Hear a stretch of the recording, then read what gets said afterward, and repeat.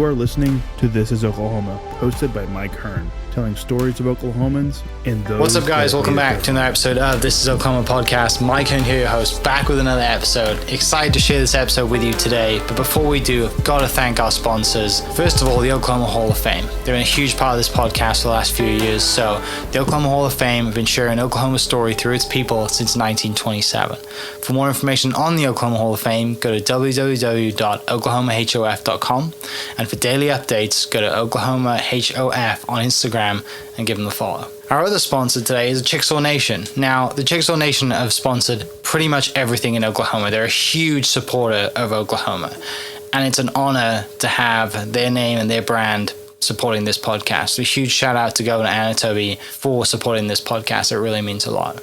Our third sponsor is Diffie Ford Lincoln down in El Reno. Now, this one makes me so happy because these guys are great friends of mine, play a lot of golf together. I've bought my cars from them, do most of my oil changes down there, have a cup of coffee, hang out down in El Reno. It's a good spot to go. And not only are they great friends, but they provide a great service. So for over 60 years, third generation family owned Oklahoma business down in El Reno. They're also in Bethany as well. So people in the Bethany area know the Diffies really well. But if you're looking for anything new, used, Ford, Lincoln, or whatever, I'm sure they could find anything you want. Check them out, diffieford.net, and then on Instagram at diffiefordlincoln.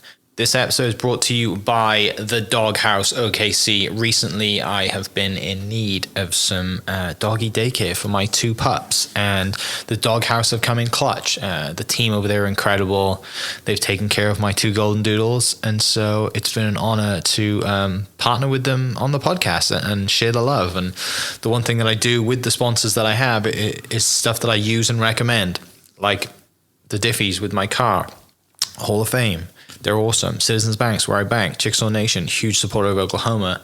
And adding to that is the Doghouse. And so if you're in need of doggy daycare in the day or boarding overnight, they do grooming and other cool things too. But I've had a fantastic experience, and it's an honor and a privilege to share this with you too. So go to thedogHouseOKC.com and follow them on Instagram at thedogHouseOKC. And hopefully our pups will run into each other.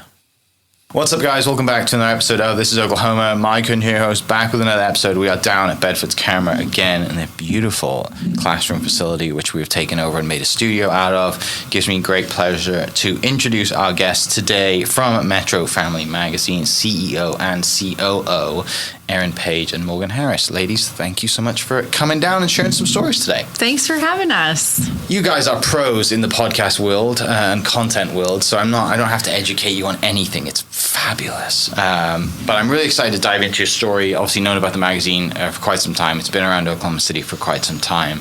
And excited to talk about the new direction and kind of the focus around, mostly around education, this kind of season leading into the bi-monthly issues. Is that right? That's right. Okay, bi-monthly issues that are coming out. But before we do, as we always do on this podcast, we like to set some context, find out who you are, what you do, and why you do it. And so, whoever would like to go first, please let me know where you were born and raised, and how do you end up at MetroFamily Magazine? I think first we have to use the term pro very loosely. Just because I have co-hosted a podcast does not mean that I know what I'm doing. You work for a magazine. You're in the media world. I mean, yes, but I still like to use the term pro very loosely. I grew up in Oklahoma City. I've lived here all my life. Went to Oklahoma State. After college, married my high school sweetheart. I had a degree in PR and journalism. I worked for an agency, then fell in love with tourism when I worked for the Oklahoma Hall of Fame for 5 years. As happens, I had a baby and I thought I was going to work full time, and that just was not in the cards for me. So left a job I loved, a dear friend and mentor I love in Shannon Rich, and did some part-time work, did some freelance work. It is hard to figure out childcare as a new parent. It's hard to balance being a mom and having a career. So at that point, I thought I would just freelance forever. And then one day thought, I'm going to call my friend Sarah Taylor over at MetroFamily, who I met when I was 22 and did some work for her.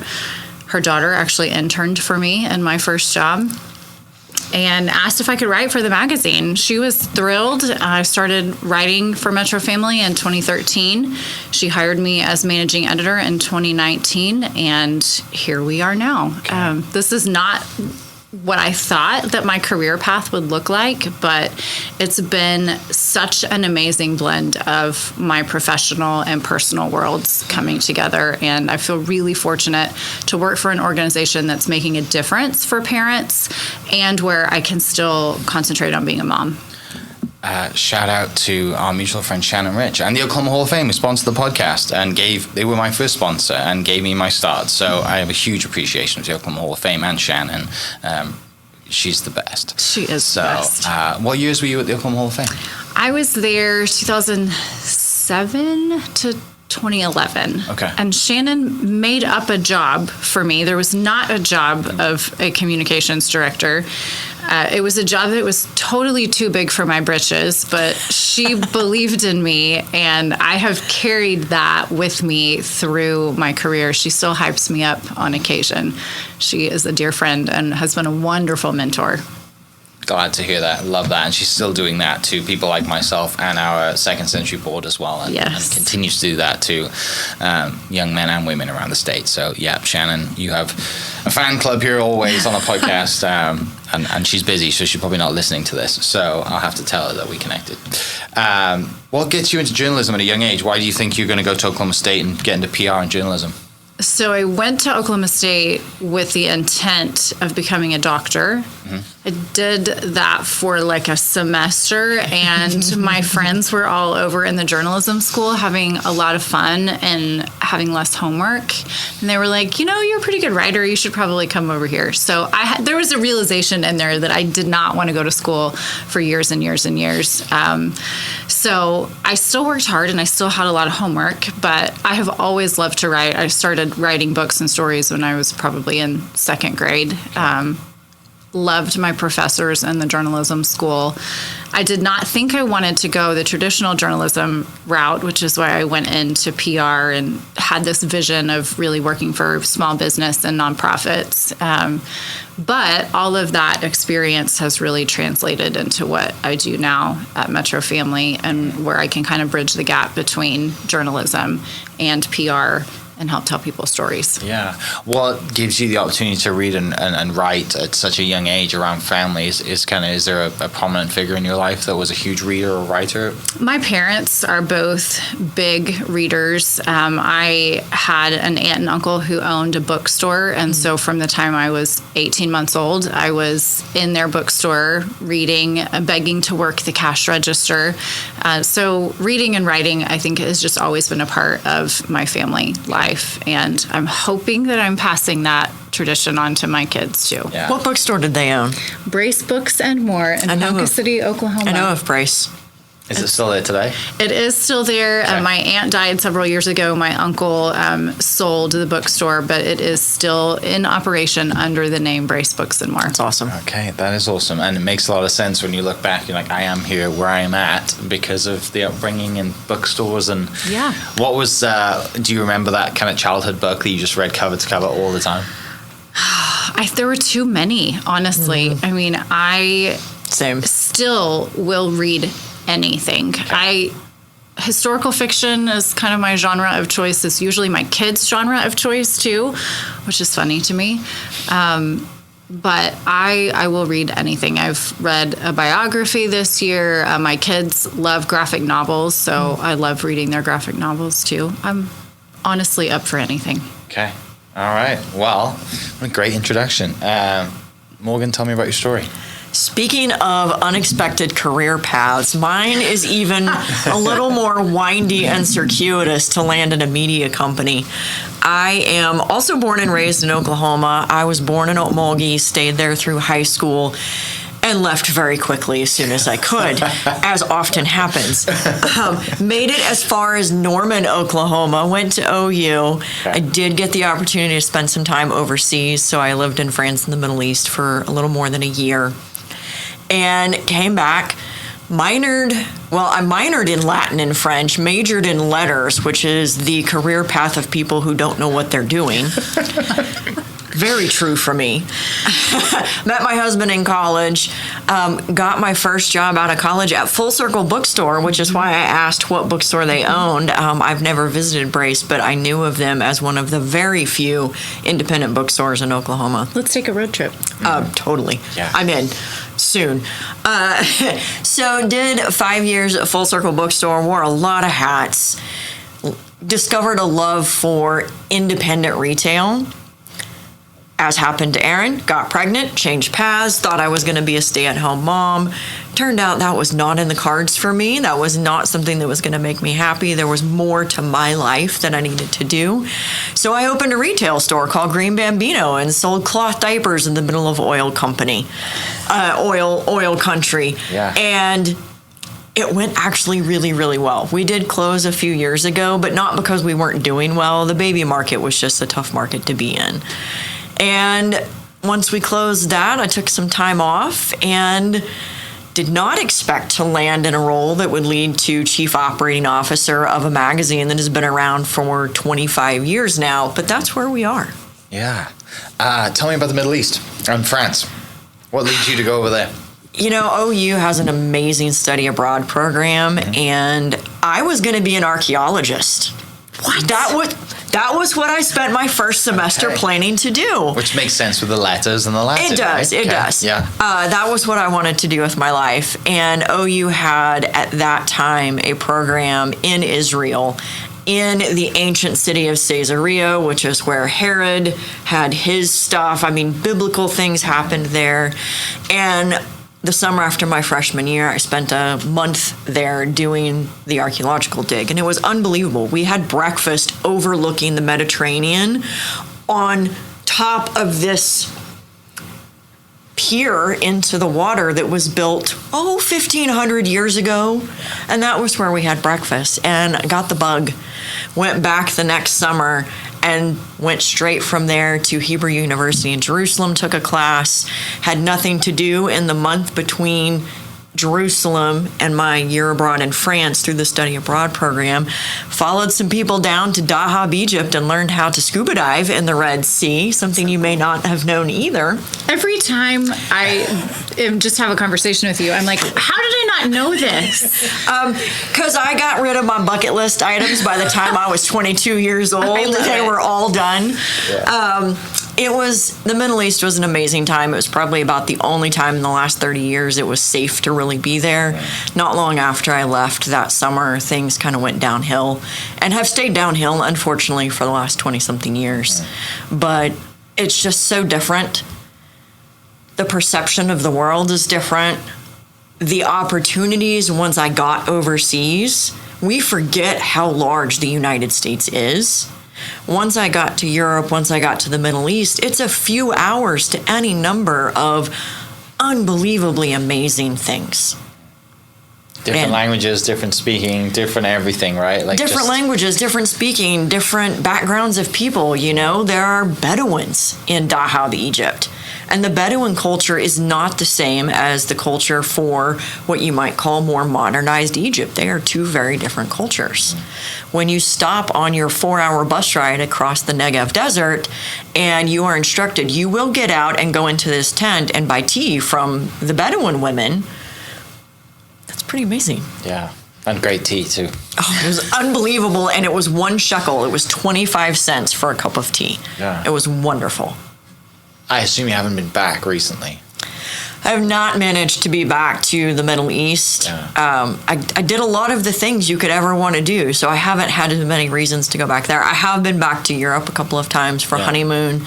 Took our son there a few years ago, and there's a trip, if not this year, very soon. Okay. Yeah. Good. I want to hear about it when you get back, because it's you travel. People, I'd say, I'm like a broken record on this podcast. Like, as much as I love this state, I want to talk about it and bring people here. Go see the world first and reside here. You have to. It's just great for worldview and everything else, regardless of what your worldviews are, what the world you've grown up in. Like, just get out and see the world from a different lens.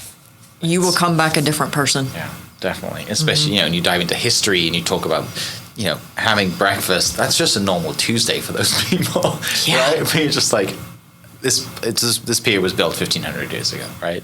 Yeah. So yeah, that's awesome. Tell me about the Green Bambino and the reason to start a business and dive into the entrepreneurial culture of that, and also in an area that in Oklahoma would probably be a little controversial, right? And your target market's probably smaller than most.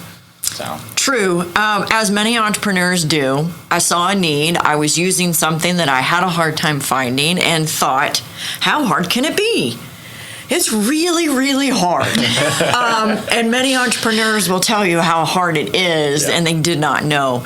But I started Green Bambino just because it didn't exist. I was spending so much time and money online buying cloth diapers. We wanted to use something less wasteful. We could afford disposables, frankly. But the thought of carting out bags and bags and bags of dirty diapers to go to the landfill where we know nothing's happening, it's just a time capsule. In 1,000 years, it's still going to be there. Yeah. We didn't want that to be our family's impact on the environment. So we chose to do cloth diapers. There was no one around doing it. I didn't know anyone who was doing it. I couldn't ask anyone for advice. All of this money was going to places not in Oklahoma. And when my son was 1, I kind of went, I can do this. Okay. I have the time. I have the knowledge, at least the understanding of these are the things I have to do, and we're in a financial position to do it. I had to convince a few middle-aged bankers that, yes, I did know what I was doing, and cloth diapers could make money in Oklahoma. Found someone at Bank First, a woman in their loan department who understood what I was doing, and off we went for about 14 years. Wow. Yeah. You went through it all. We did. We ended up doing far fewer cloth diapers for larger economic reasons and more car seats and strollers. And car seats became a passion at that point because there wasn't a lot of information or help in the car seat world. We had some nonprofits, but there wasn't a retailer who could walk you through what is the right car seat for your family and how to do it. You were stuck going to Target or Walmart where there's no one there to help you. You just pick whatever's on the shelf and looks like a cheap price. You don't know why it's cheap or not cheap. And that was something we were in a position to change, and we did. We did a lot of car seat installs and a lot of car seat education. Yeah.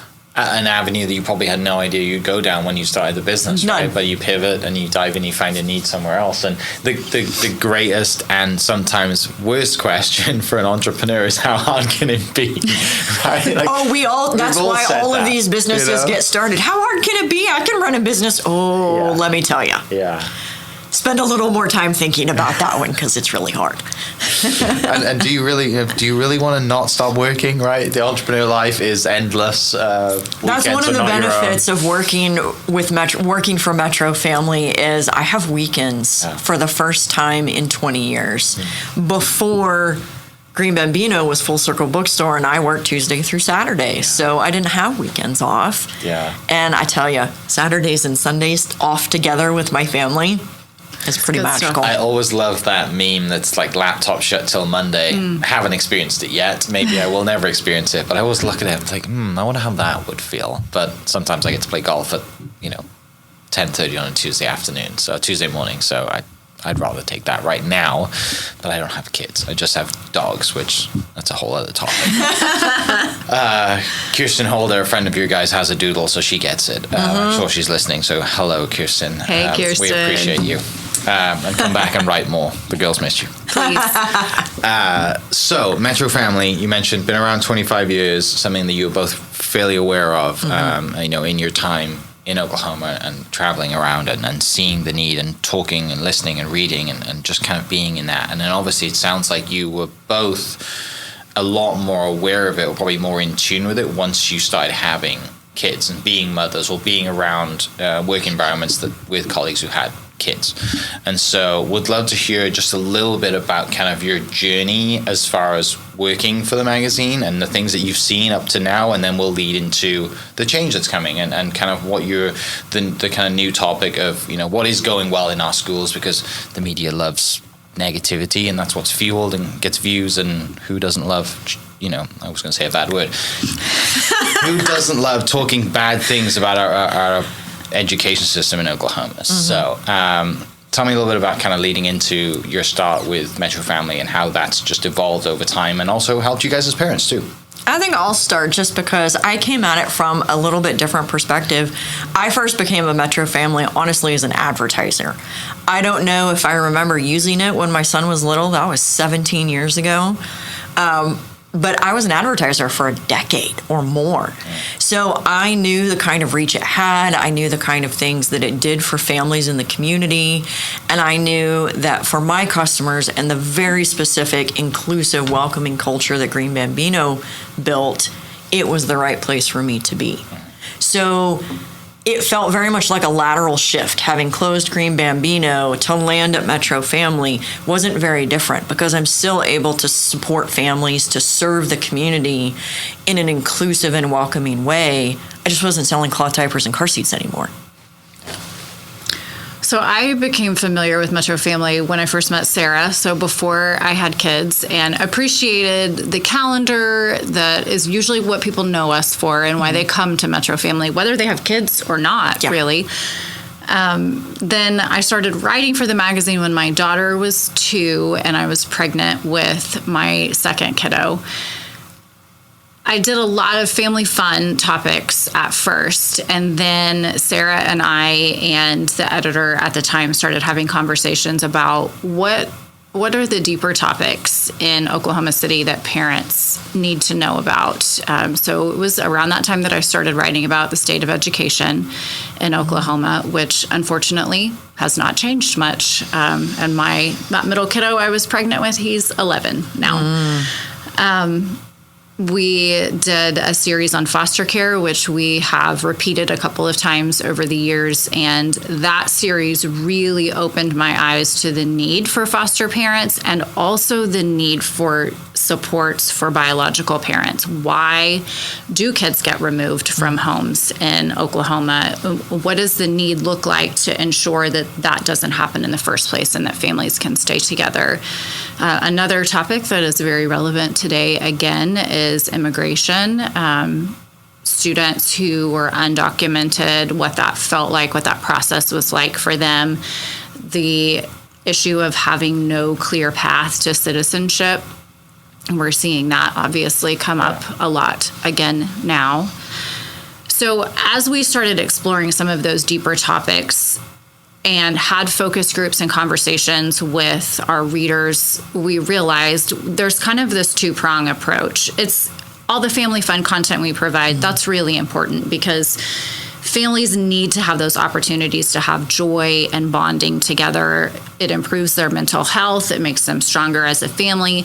But parents also were asking for more information about how to get plugged into the community. What are the real issues facing parents?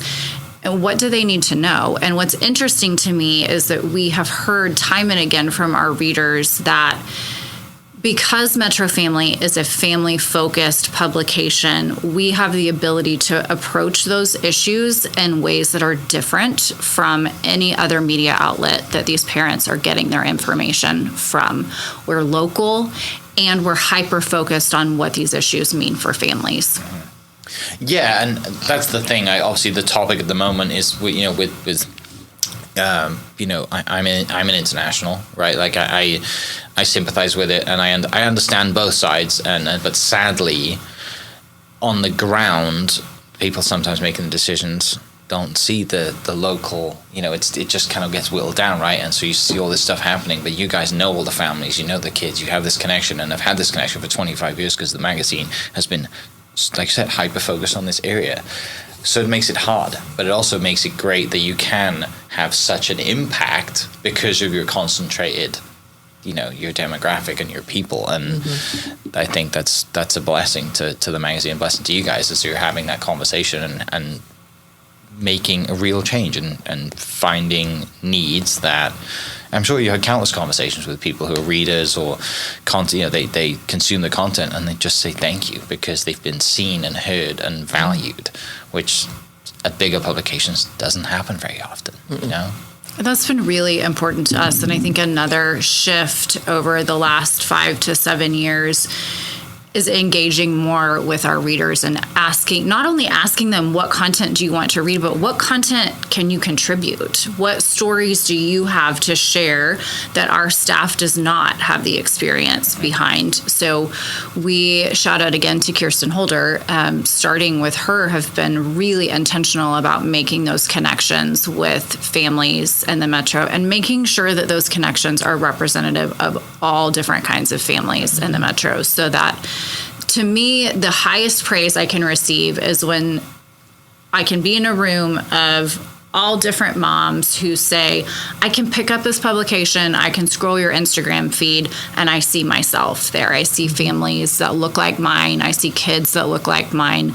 That, I think at the end of the day, that is our biggest goal, is we want people to feel seen and represented through our content. Yeah. When you talk about, kind of being the executive director and being, the on the operations side, you're at the top of the kind of food chain, quote, food chain in the structure of the company. But at the same time, like, you're able to have these conversations with literally everybody, and you're able to have these conversations with the mums, like you said, they can scroll and see themselves. And you also see yourselves too, right? Like, you have this connection. You're not just like sat on a tree somewhere being like, yeah, I'm just going to write about this, and having no connection with the rest of the world. Like, you guys living this as well.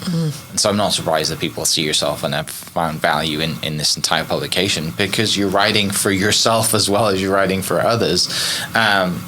Question for me, what's the kind of process of going in and getting these stories and making sure that everybody's accounted for? Because, there's so much content out there. There's so many people out there. There's so many stories. You're never going to get everybody, but there has to be some formula where you tick and capture and whittle through some of the stories that, okay, maybe this one's not a great story now, but we'll circle back. Like, what's kind of your process?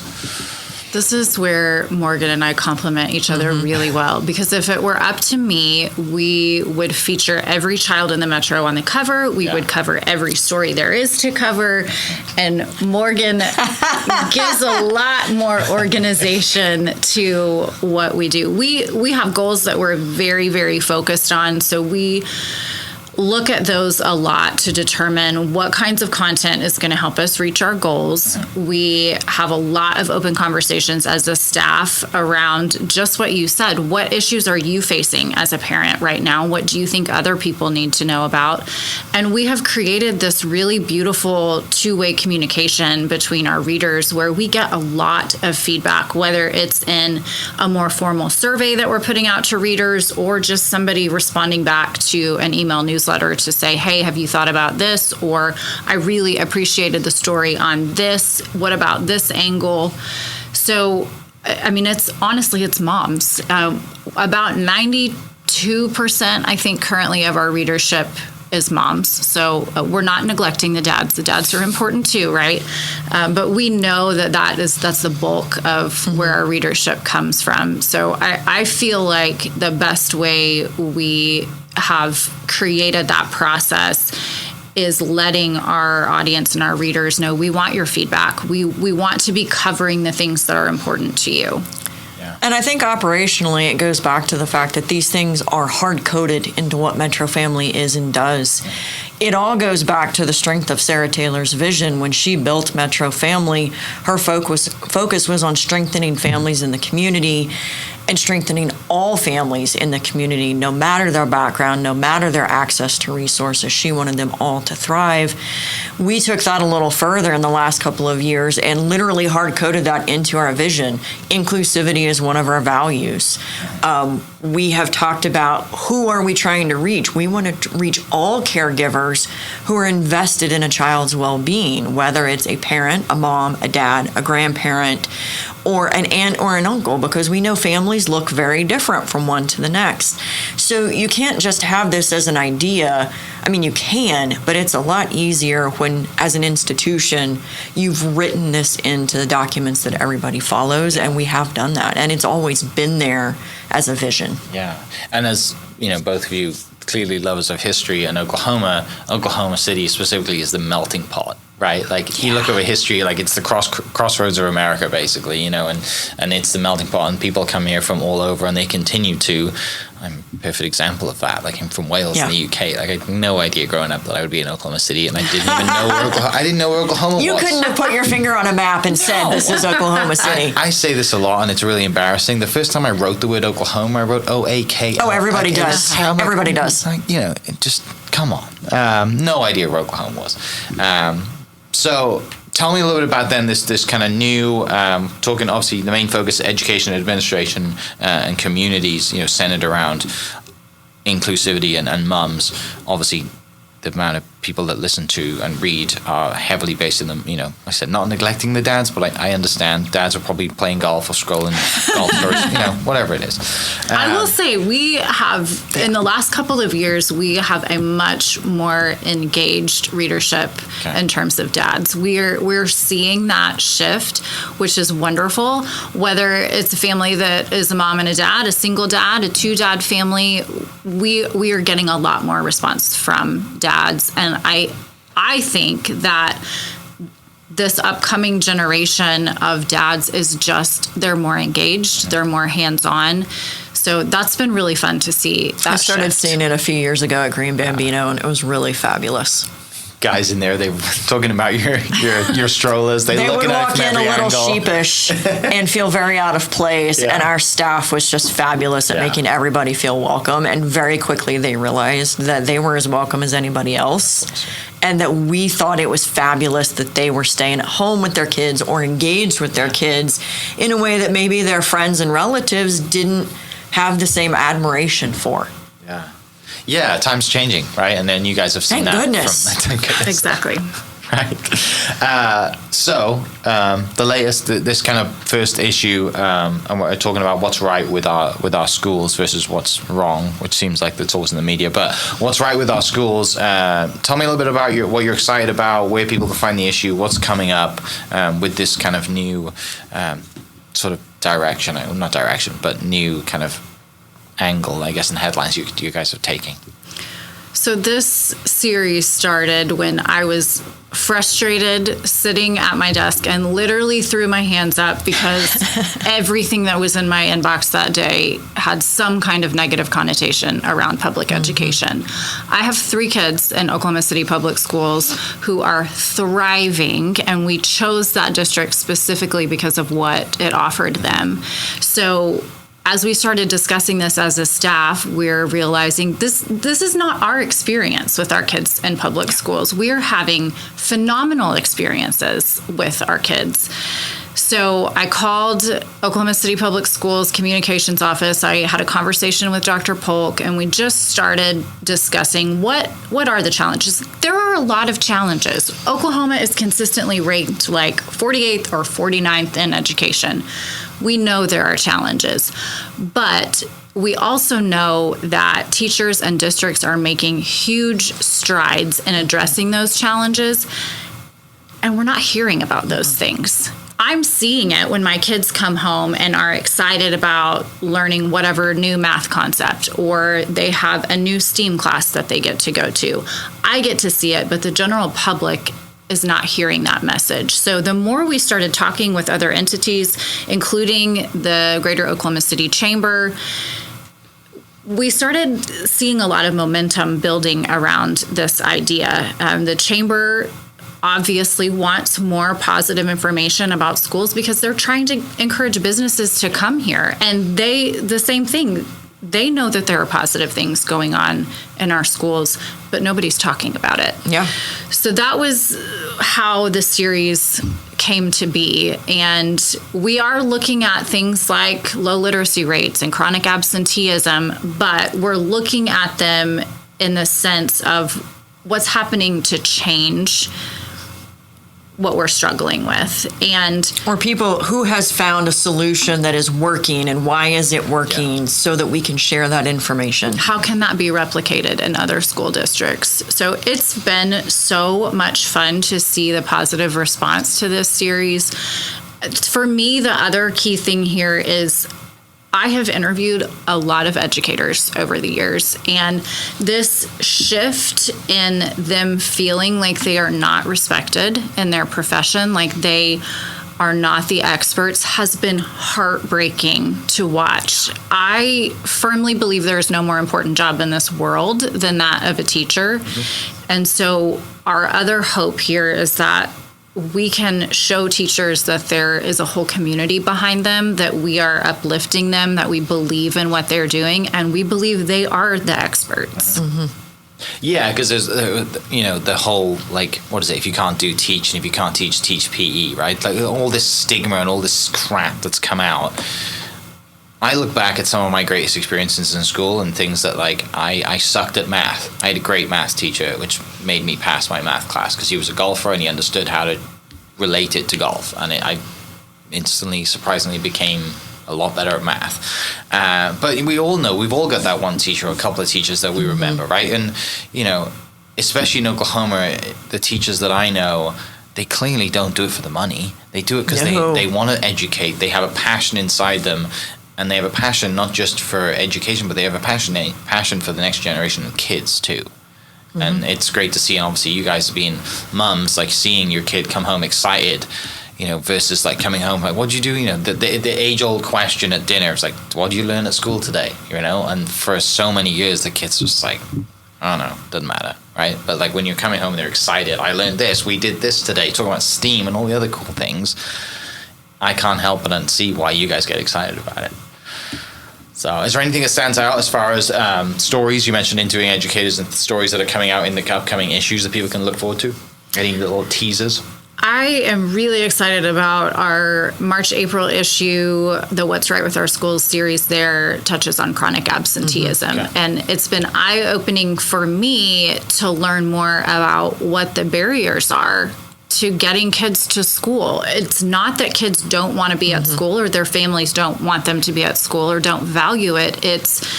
Maybe it's a single parent household and parent has to go to work and that has to take priority.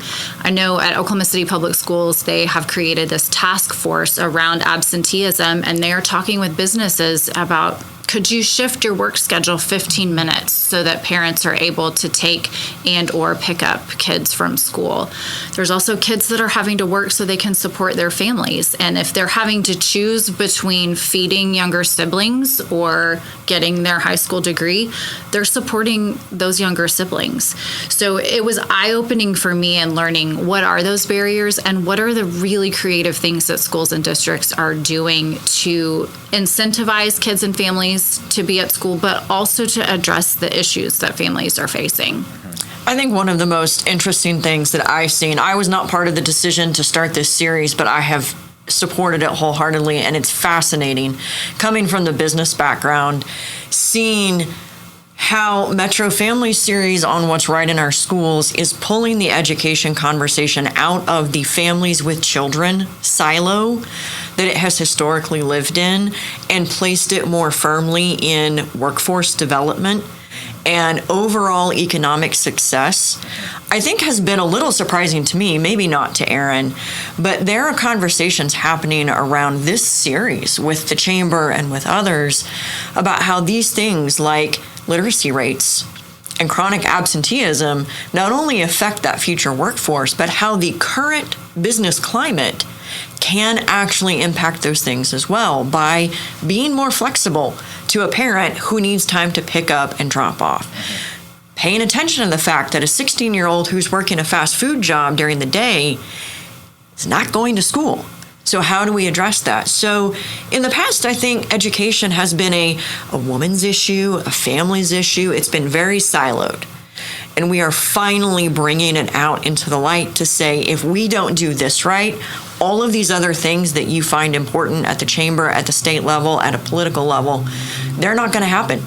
We have to back it up and get this right first. Yeah, education's that first domino, right? And you got, and not to mention, I have a lot of passion around the sports area and you know, Oklahoma City Public Schools and what Fields and Futures are doing and other foundations of getting kids into athletics and the stats around having a kid in a sports team, you know, helps them come to school and do other things.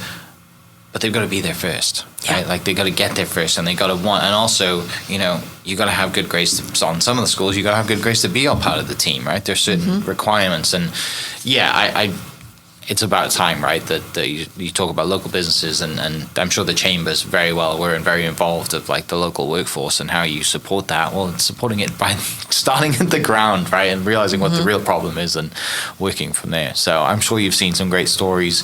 For people listening, where can they connect, where can they read the magazine? What's your favorite place to send them to? And then if they have stories, how do they submit those stories? If you want to read it online, MetroFamilyMagazine.com, you can check out our digital issue, or you can check out just the web version of all of those articles. You can pick up free magazines all over town. You can find a link on the site about where to pick those up. But my favorite places are the libraries. Both Metropolitan Library and Pioneer Library System have magazines available. All of the local Ys have them. You can pick them up. And I am at Soccer City about every 5 minutes with my children, so I'm always picking them up from there. Yeah. You can also, if you don't want to cart around town trying to find the most current issue, you can sign up as a subscriber and you'll have an issue delivered to your mailbox without having to worry about it. That's also on the website. Okay. Final question. If you are mayor for a day, what is one thing you would get to change and one thing you would do? Does it have to be related to what we're doing here? Not at all. But if you're mayor for a day, you get to change. You get to do one thing that also stands the test of time. You make one decision. It doesn't just last for that day. It lasts, for a lifetime. What would you do? I want to say open primaries, but we already have that in Oklahoma City. So if I can be governor for a day, open primaries. Okay. I think that solves a lot of issues. Mayor for a day. I actually think that David Holt is doing a fabulous job. Yeah. Oklahoma City is thriving because we are welcoming of all kinds of people. We are willing to invest in ourselves through various means. This is hard because we live in a city with a great mayor. Yeah.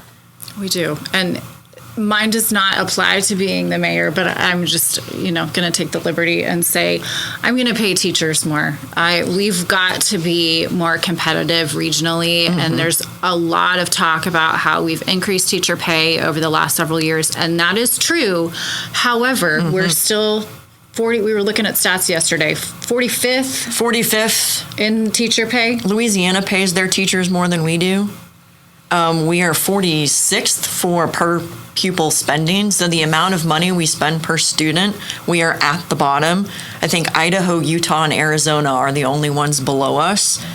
We spend $11,000 per student per year, which sounds like a lot of money. Most places are spending $16,000 and $17,000 a year per student. You can do a lot more with that extra $5,000 or $6,000. Yeah. Teacher pay, we need to increase per pupil funding, and we've also got to pay our paraprofessionals and support staff more. I think they get left out of the conversation a lot, and they are imperative to ensuring that we've got a developed workforce. Yeah. Ladies, it's been a pleasure. Thank you so much for coming in. Thank you so much for sharing your story. Excited to see the new issues coming out, and excited to hear some more stories and of someone who is not born and raised here. I appreciate what you guys do. So thank you. Thanks for having us. Great. Thanks for having us. For people listening, I will put the links to the website in the description. Go sign up, and if you're not at Soccer City, you will go other places to get one. But plenty of places to listen, read, submit, and scroll the Instagram as well and see if you see something on there that relates to you. I'm sure that you do. So thanks so much for listening. I will catch you next episode. Cheers. Hope you guys enjoyed that great episode. Thank you so much for listening. As always, huge shout out to our sponsors, the Oklahoma Hall of Fame, sharing Oklahoma story through its people since 1927. For more information on the Oklahoma Hall of Fame, go to www.oklahomahof.com and follow them on Instagram for daily updates at oklahomahof. Our other sponsor, the Chickasaw Nation, amazing sponsor. They do amazing things for the state, and they're always sponsoring something in Oklahoma. They're a huge supporter of Oklahoma, and without their support, we wouldn't be able to do what we do. And our third sponsor is Diffie Ford Lincoln down in El Reno. Now, this one makes me so happy because these guys are great friends of mine, play a lot of golf together. I've bought my cars from them, do most of my oil changes down there, have a cup of coffee, hang out down in El Reno. It's a good spot to go. And not only are they great friends, but they provide a great service.